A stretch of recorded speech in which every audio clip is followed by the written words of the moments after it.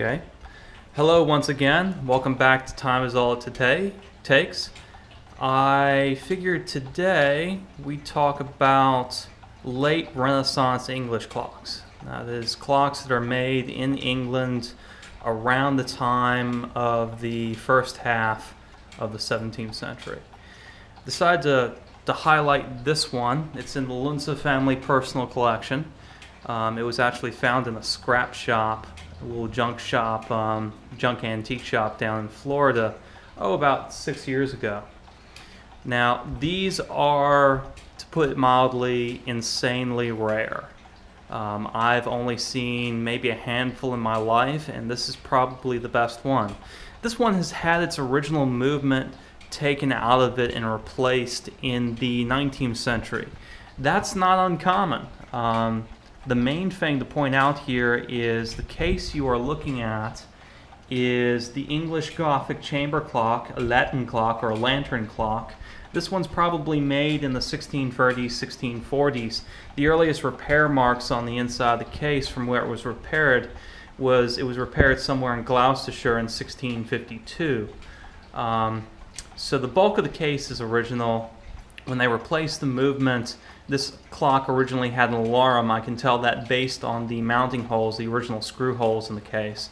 So they replaced this inner cover here, and they put in this iris and water lily kind of pattern that was kind of common back in 1895 for 1905, early Art Nouveau kind of stuff. The frets original, the bells original, the bell stands original. The feet and the finial are identical to the ones that were recovered from Jamestown during their excavations. The interesting thing about this is when they did this, they left the original wrought iron chapter ring. This one, even though the wax has dry rotted, the black wax on the inside of the engraving on the iron chapter ring is pretty much original, as is the hour hand. You can see that's a little bit brighter in color than the minute hand that's been added to this clock. That's because during the 17th century they added more tin and zinc to their brass, their copper alloy basically, to make it a brighter color, and it also holds the fire gilding a lot better. Most of the case is fire gilt. That means that they take a mercury amalgam with gold, they paint it on, and then they heat it up in a furnace. This is bad for the person doing this, by the way. And it vaporizes the mercury off and leaves the gold behind in a thin film all over it.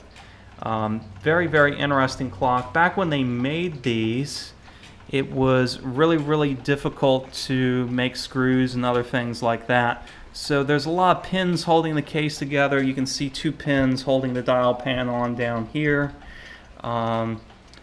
They did make screws and threads, but each one is a little bit different. I'm going to go ahead and take the bell stand off because most people have never seen this before. It doesn't survive in the archaeological record, and it's not really written about all that much. But we need to talk about how they made screws in the early 17th century. So one second, let me take the bell stand off.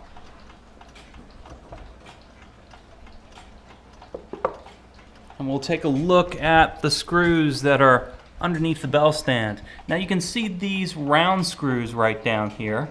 They're fairly common for the 18th century. And well, they're replacements. But we've got these really funky looking square screws all around up here. And those are the original screws from when this clock was made. The reason why they did that was it was easier to grab the heads in the hand vise when you're actually putting the screw shaft into a die, and each workman would have their own die with a little bit different threads to make those. So those are kind of very rare survivors. You don't see them. I've been able to match up where the original holes are on this clock and what they were doing when they made this. The other thing is you'll see this brass panel here that's been silver soldered to the top of this movement plate on this clock. That's because when this clock was made, they hadn't introduced the pendulum yet. Even though Galileo and even Leonardo da Vinci had drawn concepts of the pendulum, they'd never actually gotten the pendulum clock to work. So for the bulk of the 17th century, most of your clocks were like this one here.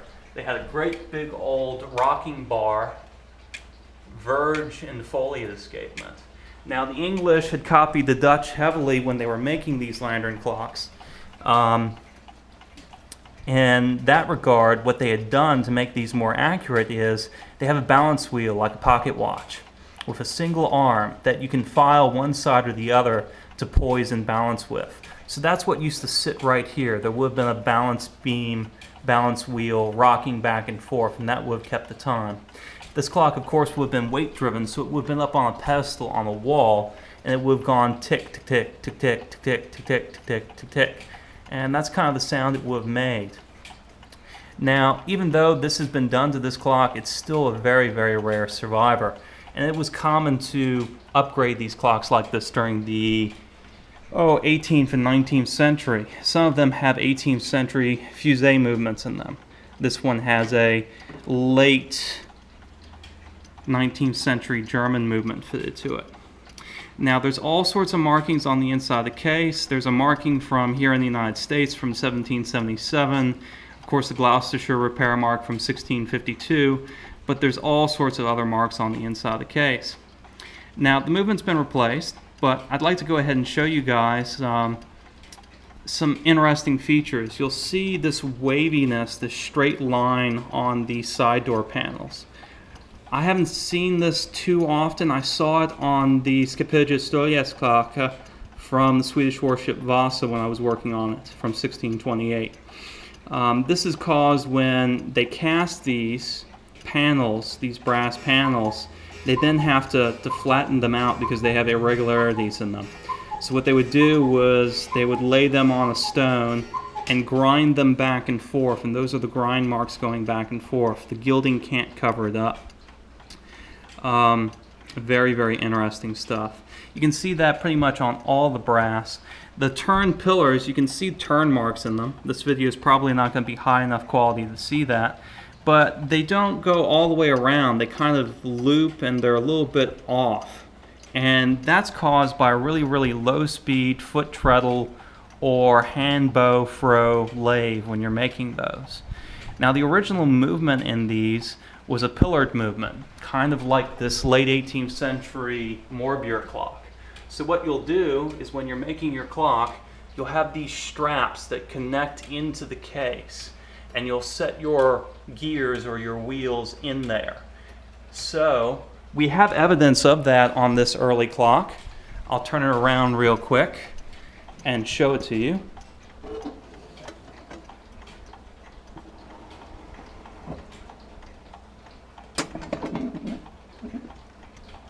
So on this one, they patched the holes so that dirt wouldn't get into this modern regulator movement. But you have the original screw holes here for where your plate mounted, just like that 18th century Morbier clock. But more importantly, you have these holes here where your rope would actually go through the bottom of the case for the weights. All these holes have been patched, but I've gone through and looked at the threads, measured the threads, so I can tell which ones were original to the clock and which ones weren't.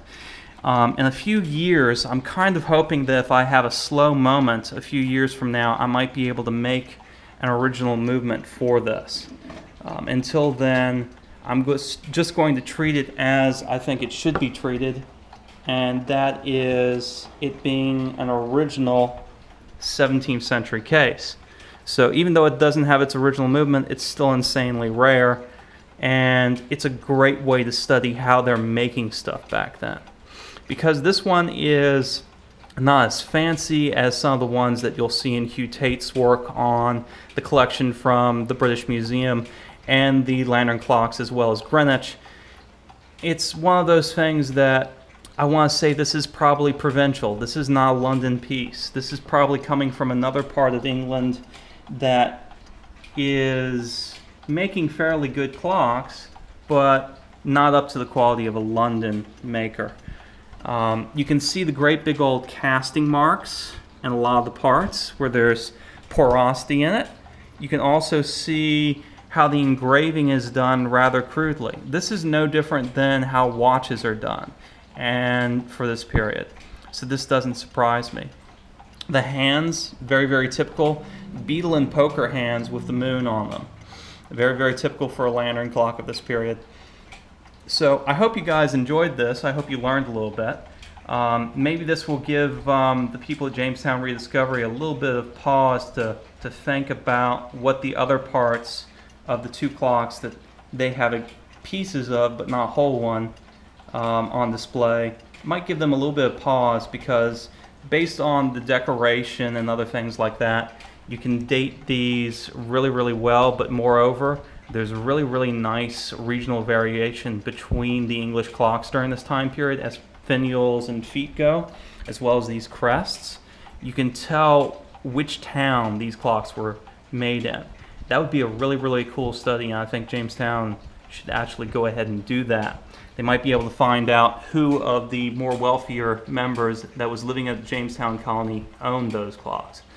Other things about this that relate to Jamestown, if you're a colonial head, as some people like to call them. Well, why in the world don't they have more of the clocks from Jamestown? They have the feet, they have part of the head crest, the finial, and a few other assorted parts. Well, that kind of has to do with how the English in peculiar were making clocks in the earliest part of the 17th century. This one's a little bit later, maybe 1630, 1640, still has a virgin foliate mechanism for regulating the time.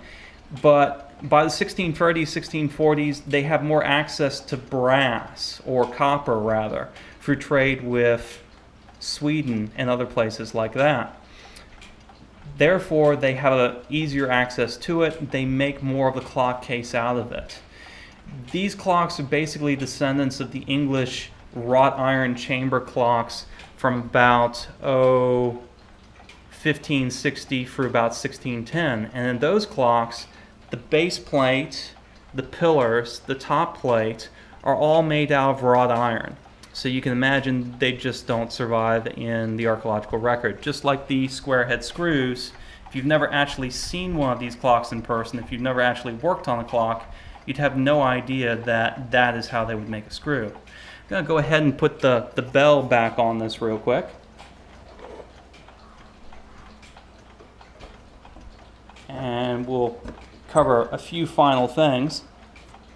So they're also very, very pretty clocks because they're fire gilt case. It's real gold on them. They shine. I have not polished this case. Personally, I hate it when people polish these cases because, well, they don't show the free 4, even 500 years of dirt and grime that these things really should have on them. The best of these clocks I've ever seen is in the Nordiska Museet in Stockholm, Sweden. And if I do decide to make a replica movement for this clock, that's probably the one that I'm going to choose to make it with. If this clock was all complete, we'd be talking about a 6-figure clock. As it is, it's still a very, very expensive clock. And we are lucky to have it here at Time Is All It Takes. If you have any further questions, you can always go to my master's thesis on the clocks, watches, hourglasses, and sundials from the Swedish warship Vasa. It's online. All you have to do is Google my name and you should come up with it. If you have any other questions, just let me know. I kind of specialize in this stuff. This is my passion. Early stuff, especially as it relates to navigation, is a real joy to me. So I'll make another video a little bit later on about another topic, but I hope this was informative. Alright, see you later. Bye.